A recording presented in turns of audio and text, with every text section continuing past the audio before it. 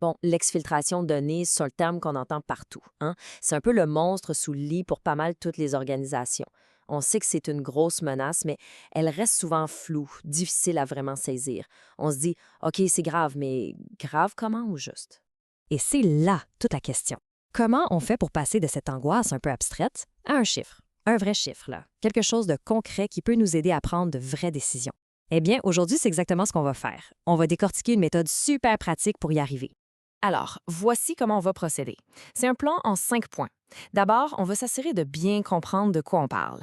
Ensuite, on va plonger dans les chiffres, le risque de base, puis l'efficacité de nos défenses. Après ça, on veut tout mettre ça ensemble pour avoir notre pointage final. Et le plus important, on va voir quoi faire avec ce chiffre pour que ça serve vraiment à quelque chose. Bon, première étape, pourquoi c'est si importante l'exfiltration de données? Au fond, qu'est-ce qu'on risque de perdre? Mais on parle pas de petites affaires, là. On parle d'informations sur les clients, de la propriété intellectuelle, bref, tout ce qui fait la valeur d'une entreprise, c'est joyau de la couronne, comme on dit.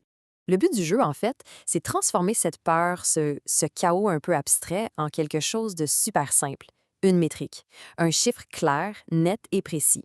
C'est ce chiffre-là qui va devenir notre point de repère. On va pouvoir le comparer à ce que l'organisation est prête à accepter comme risque. C'est aussi simple que ça. OK, c'est parti pour le calcul. La toute première chose à faire, c'est d'évaluer notre point de départ. On doit savoir à quel point le risque est grand, avant même de penser à nos systèmes de sécurité. C'est notre ligne de base, en quelque sorte. Ce point de départ, ça porte un nom, le risque inhérent. On va l'appeler R. Pour se le figurer, c'est simple. Imaginez qu'il n'y a aucune protection. Pas de serrure, pas d'antivirus, rien.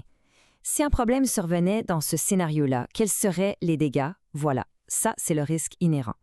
Pour le calculer, on regarde deux choses, la probabilité que ça arrive et l'impact que ça aurait si ça arrivait.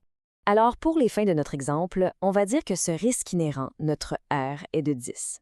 Qu'est-ce que ça veut dire 10? Ça veut dire qu'on fait face à un scénario où l'impact serait vraiment élevé et la probabilité que ça se produise est, disons, moyenne. Donc oui, c'est un point de départ qu'il faut prendre au sérieux. OK, on a notre risque de base, c'est 10. Maintenant, la question, c'est qu'est-ce qu'on a en place pour se défendre?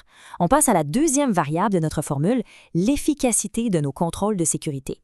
Cette mesure-là, on l'appelle l'efficacité des contrôles ou EC. C'est pas compliqué, c'est un score entre 0 et 1. Pensez-y comme la note qu'on donnerait à notre armure. S'il y en a 1, on est une forteresse impénétrable. S'il y en a 0, disons que toutes les portes sont grandes ouvertes. Le but, c'est de voir où on se situe exactement sur cette échelle. Et là, on a un exemple bien concret qui nous aide à comprendre. En utilisant un standard connu comme le NIST, on peut évaluer chaque mesure de sécurité qu'on a mise en place. Regardez bien, chaque contrôle, que ce soit l'accès privilégié ou le chiffrement, a sa propre note d'efficacité. Mais, et ça c'est super important, il a aussi un poids. Ça représente à quel point ce contrôle est crucial par rapport aux autres. Alors, comment on arrive à une seule note, notre C? On fait ce qu'on appelle une moyenne pondérée. Pourquoi pondérée? Parce que, justement, tous les contrôles n'ont pas la même valeur. Par exemple, l'accès privilégié, avec un poids de 30 est jugé bien plus crucial que, disons, la surveillance à 10 La formule s'assure que les défenses les plus importantes ont plus d'impact sur le score final. C'est logique. Donc, une fois qu'on a fait le calcul avec les chiffres de notre exemple, on arrive à un score global de 0,78. Qu'est-ce que ça veut dire? Ça veut dire que nos défenses sont efficaces à 78 C'est pas mal. Alright, c'est là que ça devient intéressant. On a notre risque de départ, qui est de 10. On a la force de nos défenses, qui est de 0,78. Maintenant, on met tout ça ensemble. C'est le moment de vérité. Et voici la formule. Le risque résiduel ou RR. C'est le risque qui reste une fois que nos défenses ont fait leur travail. Regardez la formule. On prend le risque de départ, R, et on le multiplie par 1-C. Ce 1-C, c'est en fait le pourcentage de faiblesse de nos défenses. C'est ce qui passe entre les mailles du filet. Donc, en gros, on calcule le risque qui réussit à passer au travers de notre armure. Alors, si on met nos chiffres là-dedans, ça donne notre risque R de 10 multiplié par 1 moins notre efficacité C de 0,70. Ce qui nous donne 2,2. Et voilà, c'est notre chiffre. On est parti d'un risque de 10 et grâce à nos mesures de sécurité, on l'a fait descendre à 2,2. C'est notre score de risque résiduel. Bon, 2,2. C'est bien ça? C'est pas bien? Bien, tout seul, ce chiffre ne veut pas dire grand-chose. Pour savoir s'il est bon, il faut le comparer à quelque chose. Et ce quelque chose, c'est l'appétit pour le risque de l'organisation. Dans notre exemple, on va dire que la limite acceptable, c'est 5. Pour interpréter le résultat, on utilise un système super simple, des feux de circulation. Si on est dans le vert, tout va bien, c'est acceptable. Si on est dans le orange, attention, on s'approche de la limite, faut commencer à s'inquiéter un peu. Et si on tombe dans le rouge, là, c'est l'alarme.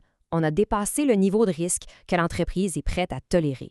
Alors, avec notre score de 2,2 et une limite fixée à 5, on est clairement dans le vert. On n'est même pas mal en dessous du seuil critique. Le verdict est donc simple. Pour l'instant, le risque est à un niveau acceptable. Mais attention, avoir ce chiffre, ce 2,2, c'est super, mais c'est pas la fin de l'histoire. En fait, c'est juste le début. Parce que maintenant, la question, c'est qu'est-ce qu'on fait avec cette information? Et la voie à suivre est assez claire. Si on est dans le rouge ou l'orange, la priorité numéro 1, c'est de renforcer les contrôles les plus faibles. Vous vous souvenez? La réponse aux incidents avait juste un score de 0,6. C'est là qu'il faudrait travailler. Ensuite, ce n'est pas un exercice qu'on fait une seule fois. Il faut réviser ce calcul-là régulièrement, mettons chaque trimestre, pour s'assurer que rien n'a changé. Et finalement, il faut toujours vérifier que notre appétit pour le risque est encore aligné avec la business. C'est un cycle continu. Au fond, tout ça se résume bien avec cette idée. Le but, c'est pas juste de mesurer le risque, c'est de le gérer. Le chiffre qu'on calcule, ce n'est pas juste un bulletin, c'est un outil de navigation. Ça nous permet de prendre le volant, de manière active, au lieu d'être juste un passager qui espère que tout va bien se passer. Alors on termine là-dessus. Les données d'une organisation, ça a une valeur immense. La question, c'est est-ce que son pointage de risque est connu? Parce que connaître ce chiffre, ce n'est pas juste un exercice de conformité. C'est vraiment la première étape pour arrêter de subir et commencer à piloter.